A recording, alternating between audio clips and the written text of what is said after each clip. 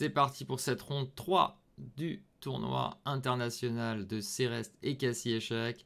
J'ai les blancs, je suis opposé à Ribera, Vegan Zone, Josep Maria, à peu près, je sais pas, 2100-2002, j'aurais dit. Comme je dis, les élos, je regarde pas trop. Il faut que je gagne des parties, c'est tout ce qui compte. J'ai les blancs, j'ai un peu préparé. Et on attaque tout de suite cette partie. J'attaque avec KF3, D5, D4, KF6, C4, E6. Et là, c'était pas du tout ce que j'avais préparé. Alors, je saurais plus aujourd'hui ce qu'il jouait, mais c'est pas du tout ce que j'avais regardé. Je joue KC3, DC4. Et là, je me dis, oh là là, il m'a joué avec une telle conviction. Anthony, il faut jouer quelque chose de secondaire. Je joue Dame à 4 échecs pour surprendre. Et là, il commence à réfléchir. Je suis content. Il ne connaît pas très bien. Cavalier BD7, joué. Je crois que c'est pas le meilleur coup. Je pense que C6 c'est peut-être le meilleur. Même si bon, c'est autre chose, hein, clairement. C6 Dame C4, hein, voilà. Ça peut être la ligne. Ok, il a joué KBD7. Et là, je vais complètement confondre. En fait, si vous voulez, j'ai vu ça dans des parties cette année, mais j'ai pas du tout travaillé le truc. Et je crois, après coup, hein, quand j'ai joué la partie, je retrouvais plus. Et après coup, j'ai vérifié vite fait. Je crois que c'était E4 que j'étais censé jouer. Et j'ai joué Fou G5. Voilà, mais sur le coup, je ne savais plus. Hein. Il me semblait que Fou G5, ça devait être correct. Il me fait A6. Et maintenant, je fais E4. Voilà, et on verra que peut-être il avait d'autres options. Mais bon, j'ai pas trop fait attention pendant la partie. Je fais fou prendre C4. Je suis très content. J'ai le centre. Tout développé. Je menace le roc. Il peut pas jouer B5 ce que j'ai fou prend B5. Ouverture qui se passe à merveille. Petit roc. Dame C2. Pourquoi je reviens? Parce que je veux bien défendre mon centre. Roquer. Remettre mon fond en D3. Peut-être ma dame en E2. Et partir pour les attaques avec dame E4. Là, il va me jouer H6. Très correct, je vais échanger, cavalier prend et je me dis ok, j'envoie E5 et on arrive dans cette position là. Et là, typiquement, j'ai le centre. Il a la paire de fous. S'il peut exploser le centre, ça va s'égaliser. S'il peut pas exploser le centre, eh ben dans ce cas, je vais être mieux. La grande question dans cette position, c'était est-ce qu'il a le droit de jouer C5? J'en étais même pas sûr et certain. Et je vais me répéter encore, mais j'avais décidé d'aller un peu plus vite dans les parties. Donc si l'adversaire me joue pas le coup, je vais pas le regarder pendant 1 heure. Mais c'était une grande question parce que je n'ai pas roqué. Et ça, c'est un élément important. Comme je n'ai pas roqué, il y a des chances que je ne sois pas à attendre, même quand je prends en fait. Il y a des cas quand même où je prends comme ça et où en fait il prend juste des 4 et il y a des dames à 5 échecs aussi. D'ailleurs, il peut peut-être faire une dame à 5 d'abord. Et vous voyez, ça peut poser des problèmes.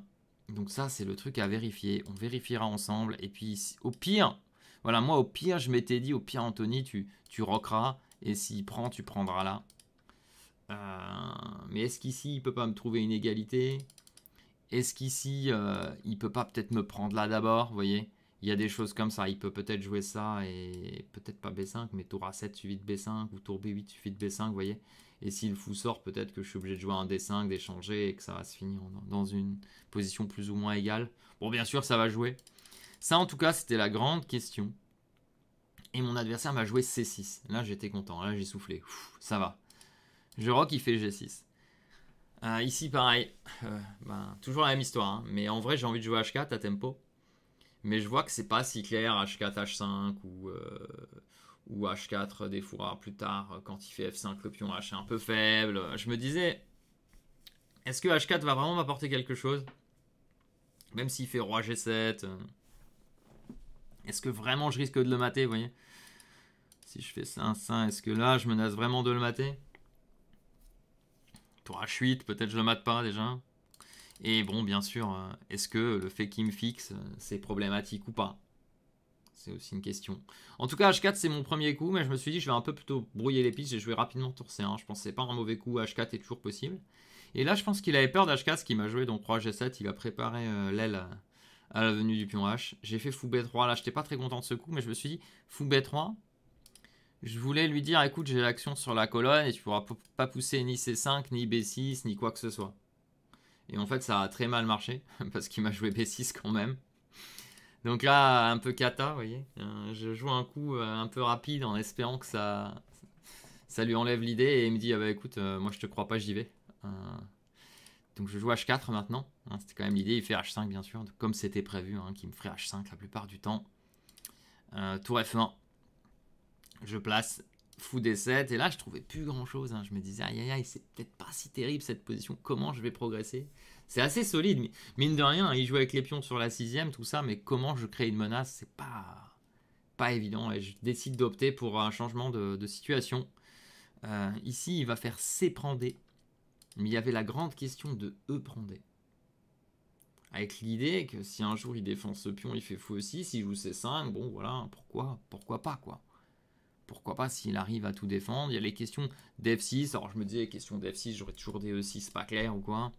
Ou je pourrais toujours jouer Dame G3, reprendre du cavalier, attaquer là. Mais attention à ce pion H4. Hein. Je l'ai dit tout à l'heure, quand il est là, je pourrais pas bouger le cavalier si simplement. Donc ça, c'était très critique cette position. Il fait pion prend. Là, je suis très content. Je joue Dame F4. Je me dis toujours la pression sur le roi. Les cases noires. Heureusement qu'il a son fou. Et on va arriver dans une position qui va être dramatique après. C'est qu'on arrive dans celle-ci. Je joue cavalier G5. Il fait A5. Et là, j'ai un moment... je pense que c'est ici que je vais louper la partie.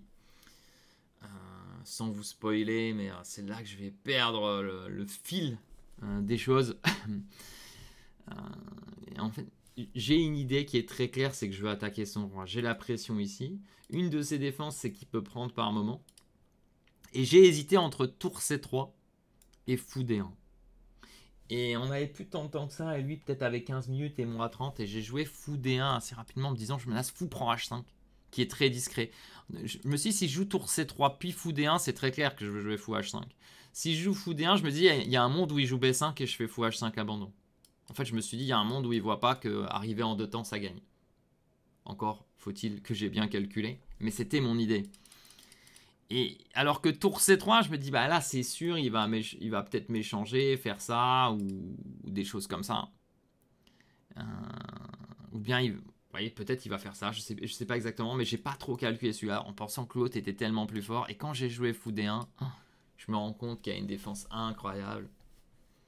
Et je me rends compte quand j'ai joué. Et après, les lignes étaient trop complexes, vous allez voir. Il fait fou prend G5, le bon coup. Et là, il trouve tour C8.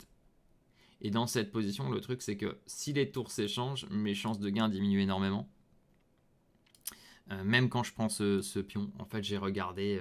J'avais du temps, je crois que j'avais quasiment 30 minutes et je suis pas sûr, peut-être un peu moins.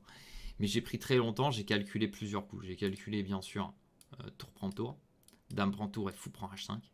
Mais je voyais dame C2 contre jeu et je voyais pas. Enfin, je voyais bien sûr que j'avais toujours la nulle, mais je voyais pas ici quelle était la bonne suite pour avoir une chance. Une fois qu'il prend ces deux-là, si je le mate pas, je suis obligé de prendre la nulle. Sa dame en plus peut rebondir ici ou là, mon pion D4 peut être en prise. Je n'ai pas su calculer ça. Deuxième chose, je me suis dit peut-être je dois virer la tour. Tour B1, tour A1. Mais là, avec si peu de temps, abandonner la colonne, ça paraissait tellement difficile. En fait, abandonner la colonne pour remonter sa tour après, ça me paraissait trop dur. Ça me paraissait vraiment trop dur, ça. Et j'ai réfléchi très longtemps. J'ai checké longtemps ces deux lignes. Je vais quand même vous montrer. J'ai checké longtemps fou G4 et fou F3. J'ai pas su en trouver un qui fonctionnait. Je pourrais vous donner toutes les variantes, mais ça n'a pas un grand intérêt en vrai. On va plutôt rester sur les idées ici. Et au final, j'ai pas trouvé d'avantage décisif. Et comme je ne trouvais pas d'avantage décisif et que j'étais pas prêt à jouer des coups comme tour 1 ou tour B1, et que déjà j'aurais mis un temps fou à comprendre lequel est le meilleur, même si tour A1 paraît mieux que tour B1 parce que c'est sur noir. Mais ce qui m'embêtait, c'était qu'il jouait dame C7, et quand je prenais, il rentrait dame C2, vous voyez. Et là, il va forcément falloir que je trouve si tour D1 ou tour E1 est le meilleur. Ça va déjà pas être facile à déterminer, il va faire dame prend B2. Peut-être tour D1 est mieux pour défendre, mais... Vous voyez, c'est très difficile à évaluer cette position. Et je l'ai pas fait. Et j'ai joué tour prend tour. Non, j'ai joué G4, pardon. J'ai joué G4 et en fait là, quasiment tout mon avantage disparaît. Voilà, et là je pense pas que je puisse garder les dames parce que c'est lui qui va s'infiltrer. Si je commence à jouer passif comme ça, je vais pas voir où je vais progresser. Alors je peux jouer à 3, mais comment je vais progresser avec ces deux pions qui sont toujours sur la pression de la dame? Enfin, je veux dire, s'il me joue quelque chose comme un moment un fou en B5, je sais pas ce que je vais pouvoir espérer avec dame F1 qui menace. En plus, je vais devoir mettre le roi en H2, dame D3. Enfin, je ne vois pas comment je vais pouvoir faire mieux que d'aller chercher une vieille nulle avec échec. Du coup, j'ai joué ça et j'ai espéré à nouveau gagner une finale de fou. Mais on va voir que bah, j'ai tout tenté, mais ça n'a pas suffi. Donc j'ai joué vraiment jusqu'au bout, hein, parce que c'était important. J'ai tout tenté, j'ai poussé, vous voyez, j'ai essayé. Là, j'avais un dernier piège. Alors, je vais vous montrer quand même ça. C'est que dans ces positions-là, si par erreur il joue roi H8, j'ai fou prend. Et ça, je crois que ça a gagné, si je dis pas de bêtises. Parce que s'il prend, je prends. Et je menace dame. Et quand il fait ça, je prends là. Le truc, c'est que lui, il va aller de l'autre côté à chaque fois. Et là, si je prends, roi prend, je suis un coup en retard. Malheureusement. Et je perds. Voilà le problème. Enfin, 2 coups en retard même. Si je dis pas de bêtises, je suis 2 coups en retard. Même 3 coups. 1, 2, 3. Ok. C'était 3 coups en retard. Je suis tellement en retard que j'ai aucune chance, quoi, vous voyez. Il y a peut-être cas où son roi était en... Non, oui, c'est parce que là, c'est la pire version, en fait. J'ai moins de coups de retard si son roi est ici au moment où je prends.